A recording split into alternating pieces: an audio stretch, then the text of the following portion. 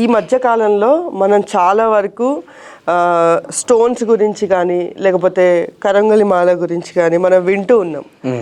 ఇవి పెట్టుకోవడం వల్ల, ఇవి ధరించడం వల్ల నిజంగా మనిషి యొక్క జీవన విధానం మారుతుంది అంటారా? ఏం మారదండి. బుద్ధి ఎవరిదైతే మంచిగా ఉంటుందో వాళ్ళకే శుభాలు జరుగుతాయి, వాళ్ళ జీవితంలోనే పురోగతి చెందుతుంది. మీరు మొత్తమే ఈ 10,000 ఉన్నాయి, 10 రత్నాలు 10,000కి 10 ఉంగరాలు పెట్టుకున్నంత మాత్రాన, కరుంగలి మాల వేసుకున్నంత మాత్రాన, లేదా ఏదో విశేషమైనటువంటి పేరు గల మాల మీకు ఏదో తోచింది వేసుకున్నంత మాత్రాన మీకు ఏమి మంచి జరగదు. నేను చెప్తున్నా కదా, మీ బుద్ధి ఎప్పుడైనా మంచిగా ఉండాలి. మీ బుద్ధి ఎప్పుడైతే మంచిగా ఉంటుందో అప్పుడు అన్నీ కూడా సరైనటువంటి మార్గంలో అన్నీ వెళ్తాయి. ప్రత్యేకంగా ఉంగరాలు కూడా పెట్టుకోవాల్సినటువంటిది ఏం అవసరం లేదు. కొన్ని గ్రహాలకు అనుకూలంగా కొన్ని ఉంగరాలు చెప్పిందే తప్పితే దాని మీద నీ జీవితం అంతా ఏం ఆధారపడి ఉండదు. అయ్యో ఇప్పుడు నాకు కుజుడు బాగాలేదు, దానికి సంబంధించినటువంటి నేను పగడం పెట్టుకున్నాను, పగడం పెట్టుకుంటే నాకు విపరీతమైనటువంటి మంచి జరిగిపోతుందా అంటే కుదరదు. ఎప్పుడైనా సరే నీకు ఒక ఎగ్జామ్ ఉందనుకోండి, దానికి ప్రిపేర్ అయ్యి ఎగ్జామ్ రాస్తేనే మీరు పాస్ అవుతారు. ఇంట్లో కూర్చొని అయ్యో నేను దేవుడిని పూజించాను, నాకు ఇంకా నేను ఎగ్జామ్ రాయక్కర్లేదు, ఆ దేవుడే ఎగ్జామ్ వచ్చి రాయడు కదా మనకి. కాబట్టి అట్లా వ్యవస్థ ఉండదు ఎప్పుడైనా సరే.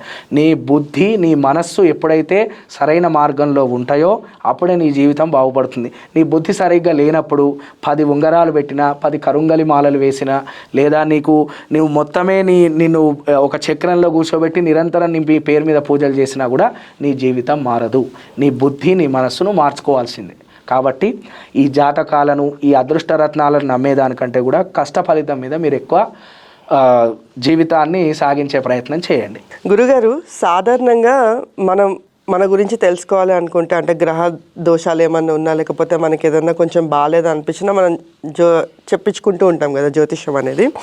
అయితే ఇప్పుడు నా అంతటా నేను వెళ్ళి చెప్పించుకోవడం వేరు. ఇప్పుడు నేనే మీ దగ్గరికి వచ్చాను అనుకోండి, నేను అడగకుండానే నా డేట్ ఆఫ్ బర్త్, నా పేరుతోటి ఇలా చెప్పేసే వాళ్ళు చాలామంది ఉన్నారు. ఓకే, సో నన్ను అడిగిన వాళ్ళు కూడా ఉన్నారు ఈవెందో. సో అలా చెప్పడం కరెక్టా? ఎంతవరకు కరెక్ట్? అది యాక్చువల్గా ఇవన్నీ కూడానండి, ఇది మనమే ఎంకరేజ్ చేస్తున్నాం ఈ వ్యవస్థనంతా కూడా.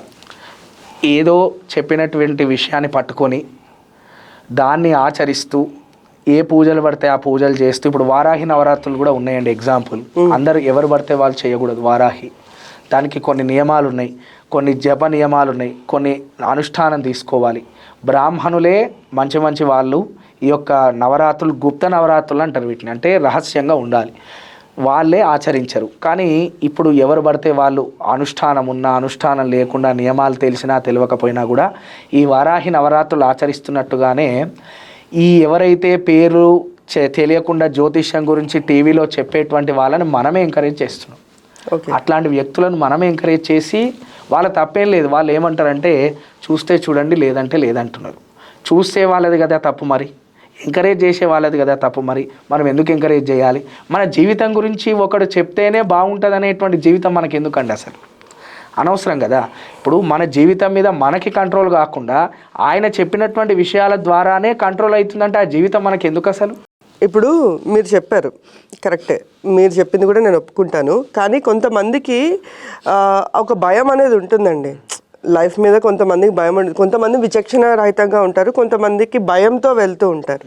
అయితే వాళ్ళకి తెలియకుండా, అంటే వాళ్ళకి అంత అవగాహన ఉండకపోయినా వాళ్ళు జాతకాన్ని బయట పెడితే ఏమన్నా ప్రమాదమా? ప్రమాదం ఏం లేదు. ఆయన చెప్పినంత మాత్రాన అక్కడ జరుగుతుందని ఏం లేదు. ఇప్పుడు 10 రాళ్ళు వేస్తే 2 రాళ్ళు తగులుతాయండి ఎక్కడైనా కూడా. నేను 10 రాళ్ళు అక్కడ వేసాను అనుకోండి, 2 బాటిల్ ఉన్నాయి, 2 తగులుతాయి. అట్లా అన్నంత మాత్రం నాకు గురిగా రాయి వేయటం వచ్చానా? కాదు కదా. ఇప్పుడు ఇట్లా బయట టీవీలలో ఎవరు పడితే వాళ్ళ జాతకాలు చెప్పేటువంటి వాళ్ళది ఎట్లా ఉంటుంది అంటే 10 రాళ్ళు వేస్తారు, ఏవో 2 రాళ్ళు తగలగానే అయ్యో నేను చెప్పింది జరిగింది అని చెప్పి ప్రచారం చేస్తున్నటువంటి వాళ్ళని అసలు ఏమాత్రం కూడా మనం పట్టించుకోవద్దు. అసలు వాళ్ళందరూ కూడా ఫేక్ అని అర్థం. ఎవరైనా సరే అది ఎంతటి పండితుడైనా సరే అట్లా చెబితే గనుక వాళ్ళందరూ ఫేక్ అని అర్థం. ఫస్ట్ వాళ్ళ చూడడం మనం వెంటనే బంద్ చేయాలి. కాబట్టి అట్లాంటి వ్యవస్థ ఉండడం వల్ల మీకేం నష్టం లేదు. మీ కర్మ ఫలితం ద్వారా మీరు ఏదైతే మీ జీవితంలో జరగాలని ఉంటుందో అవే జరుగుతాయి.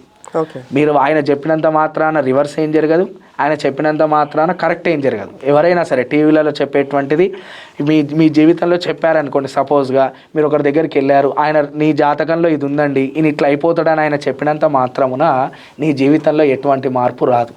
ఆ 10 రాళ్ళు మనకి ఏంటంటే మ్యాజిక్లే కావాలి కదండి.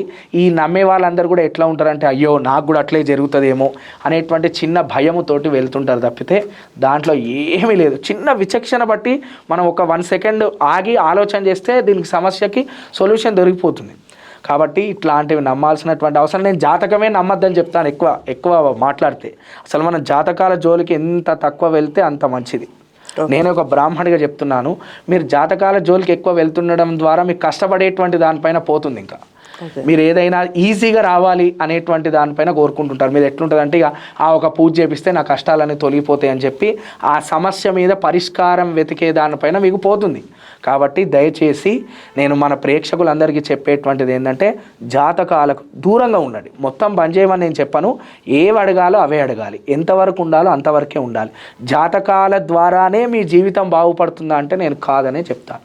ఏ రామచంద్రమూర్తి జాతకం కానీ కృష్ణుడి జాతకం కానీ ఏవి కూడా జాతకాలు చూపించి పరిహారాలు చేస్తేనే వాళ్ళు ఏం బాగుండలేదు. వాళ్ళ జ్ఞానము, వాళ్ళ బుద్ధి, వాళ్ళు ఆచరించినటువంటి ధర్మం ద్వారా వాళ్ళు బాగున్నారు. కాబట్టి భగవంతుడే మనుష్య అవతారంలో ఉండి అవన్నీ ఆచరించినప్పుడు మనం ఎందుకు మిగతా వాటి గురించి ఆలోచన చేయాలి?